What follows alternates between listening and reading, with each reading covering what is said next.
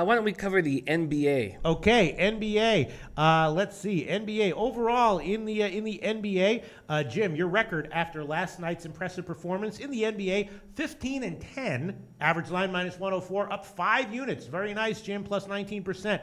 My record after last night's nice performance: 9-6, plus 2.5 units, plus 16% ROI. My leans, though, that I do track: 25-12, plus 12 units, plus 30% ROI. Wow. Yeah, last night, look where all my leans were. Charlotte +2, winner. Charlotte under, winner. OKC under, winner. Memphis, Dallas over, winner. Cleveland, Brooklyn under, winner. Lakers, Wizards under. Lakers, you know what? And that one isn't even in my leans. It was one of your leans. I know. That one isn't even in here.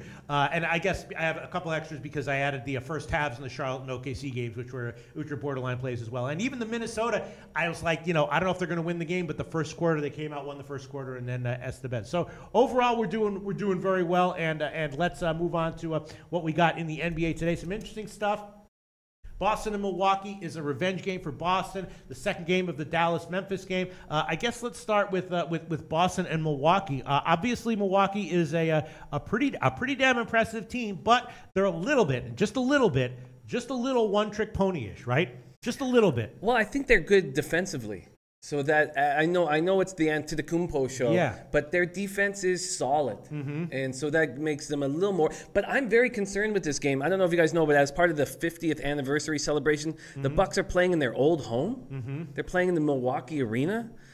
It's crazy. So it has a real bright court. It may not help the Bucks being in unfamiliar surroundings. Yeah. And also Boston is playing with revenge. They got beat on their own home court, early on in the season when they were dealing with the Hayward stuff. So they would like nothing more. They would like nothing more than to go into this 50th anniversary thing with Milwaukee and come away with a win. So I'm thinking that Boston plus the points might be the play here. On the talk, they're all on the first half over right now. I think that Boston might be the play as well. Brown and Tatum are just beasts. They're only getting better and better. They combined for 45 points against the Knicks. But you're right. They are angry. They are angry with what the Bucks did to them. Tomore comes in here and says, I like Boston. One of my strongest angles when a team loses at home. Then again, plays them again in a short period of time, a revenge spot. I think you're right. Now, I'm not going to make it an official pick. I think this playing in this strange old stadium is weird.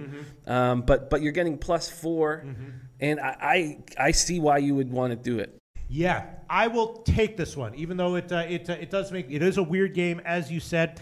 I will take it. I think that Boston has enough depth to justify a play here. Wish I was getting a few more points, but it's +4, -103, and I will make that one an official play. It just feels like Milwaukee is a little bit like the Louisville Cardinals of the NBA. They've got Lamar Jackson and then just not a whole lot of the supporting cast, not quite as good as you might want it to be, right? Right. And Vitalis says, did you just say revenge game just like the Falcons versus the Patriots? How'd that work out? Well, it worked out great for me because I had the Patriots. So I don't know why you bring up that point. And also, that's football, right? That's NFL. The Celtics have their backs against the wall right now. And they were beaten on their home court, and now they are getting more comfortable with Hayward out of the lineup. I think this is a good spot, and I'm concerned about making it, but I do think this is a good spot. All right, well, I'll take it. Boston +4, -103. Next game that's interesting is Dallas and Memphis, of course, the second on a home-and-home back-to-back. Dallas won. Surprised a lot of people yesterday, and I had the Dallas team total over, which lost. I tried to get a little cute there. I like the over in the game, but I was worried about Dallas not being able to hold their own in scoring. Turned out it was Memphis who couldn't hold their own in the scoring. The game did go over, but I had to eat an L on my official record with the team total over. Now, though, I guess if it feels like Memphis would be a great play here, they're given 8 points, maybe Memphis on the first half or something, or not, Jim. What do you think? Well, I was very thankful that I stayed away from this game. The only better move, of course, would have been to take the Mavericks. I didn't get a chance to watch this game, unfortunately. So if anybody did watch it, I have some questions. It sure seemed like Dennis Smith Jr. or Conley had a very tough time getting the better of Dennis Smith Jr. Now, Chandler Parsons hasn't been cleared for back-to-back, sat out last night. I think he will be useful in this game. It's going to be there's going to be a lot of threes. I just think he could be very useful.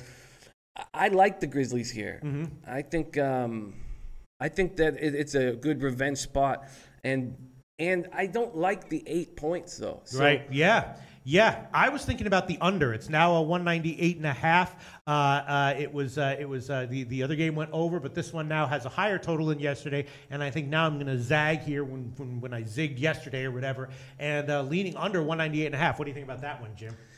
I think that's a good spot. What's your take on Memphis? Because Memphis supposedly is now going to play a higher paced brand of basketball, but I got burned on taking the over with them against Houston. Is Memphis going to be a team where you're looking to bet unders, overs, or neither one right now?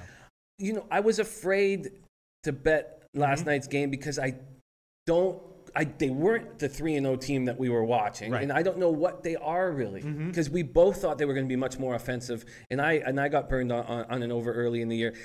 I still the jury is still out on how these Grizzlies are going to play. I'm a huge Gasol fan. He looked awesome yesterday, and he's going to look awesome again tonight. But I just don't know.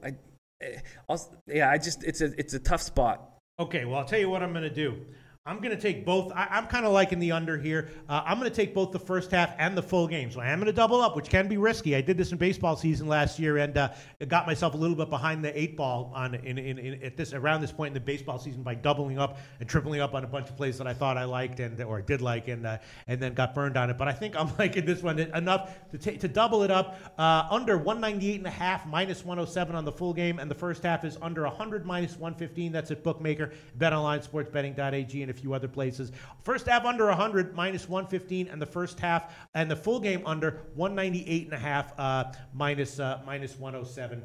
If I have to eat 2 losses on that one, I'll be mad at myself, but I'll take it, Jim. What do you think about that? I think those are good plays, and I am going to double up on this game. Really? I am, yeah. What are you doing? I'm going to take the minus 4.5 first half line, and I'm also going to take the minus 8. I think the Grizzlies rested players late in the game and during the game, knowing that they had the home matchup tonight. Chandler Parsons has to play well tonight and step up. And I just think the Grizzlies looked really bad, and I expect Conley to have a much better game plan for Dennis Smith Jr. He said he'd watched a lot of tape, but he was blown away at how quick Dennis Smith was. So I'm going to double up on this game. So maybe Memphis will come out explosive offensively here. My under might not be a great play then. Well, I still think the Mavericks are going to have a tough time scoring. Yeah. All right. Well, hopefully I won't get too burned on that. Jim the Bag is going to take Memphis on the first half minus 4.5, minus 110. And then on the full game, minus 8, minus 105. That's at Pinnacle. First half, 4.5. Minus 110 and 8 minus 105. All right. Hopefully I don't get.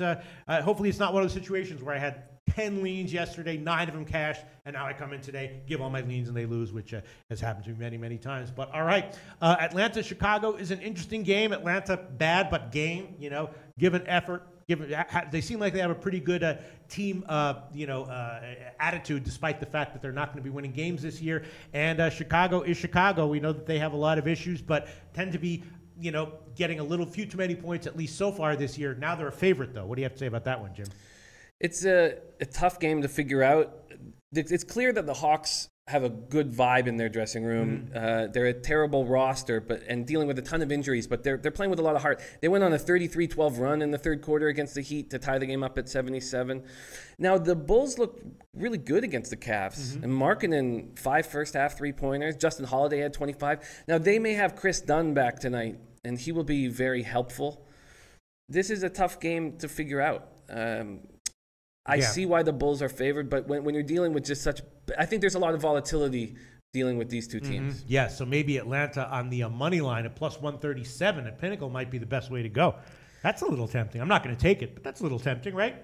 Not really. I don't think so. I just can't trust this roster with Schroeder out of the lineup. They have Ilyasova, Plumlee, Bembry are all out of the lineup. It's just it's hard to have a confident read on these two rosters because they're bad. Okay. Other two games are the Clippers in Portland and New Orleans, Sacramento. I didn't look too much into them. Jim, let's hear your thoughts on that. Tell us if you have a pick on either of those games while I scan the comments and see if there's any interesting comments about what we're saying here. I have a pick on both games. Okay. Let's hear it. I am taking the over in the Pelicans at Kings. DeMarcus Cousins is going back. It looks like Anthony Davis won't play, but it's not sure. with DeMarcus Cousins coming back to Sacramento, he's going to have a monster game. He's going to play very well, but I think the Kings are going to step up. I was going to take the Kings. I had the Kings, but I'm going to step off of that and just take the over. De'Aaron Fox has provided spark and looks good, but George Hill needs to play better, and I expect him to. It was nice to see Bogdanovich make a season debut. 12 points, 25 minutes. I think he's going to be a good player. And I really like Labissiere and Cauley Stein, and I think they'll play big and tough and try and really, really care about this matchup against Cousins. And I think there's going to be points. I'm taking the over. Okay. Well, it's 206 market wide, but Heritage, which we do use, has 205.5. So we'll give you over 205.5 minus 110. How do you feel about that? Love it. Okay, and some interesting stuff. Cleveland Steamer, the Cleveland Steam R says anyone against the Bulls is a solid play. Not a bad, but I think especially when they're a favorite. That's my sense on it. You know, that's a good angle. It's when they're a huge underdog that they might be a little bit undervalued, but especially as a favorite. And the Hawks-Bulls game, Joe Kim saying that it would go over. I did actually bet that one at 200.5. I missed the opener of 199.5, but I did bet that one at 200.5, and now it's up to 201.5 or 202 or 202.5. That's actually a play that I was thinking about, Atlanta and the Bulls over. What do you think about that one, Jim? These rosters, it's a tough thing for me to have a read on them. Yeah.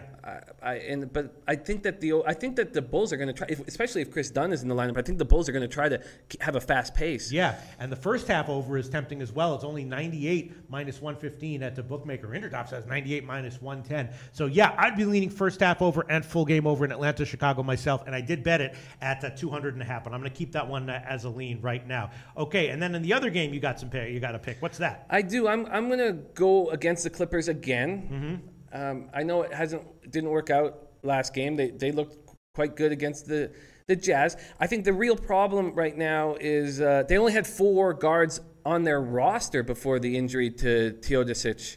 So they're playing their starters a ton.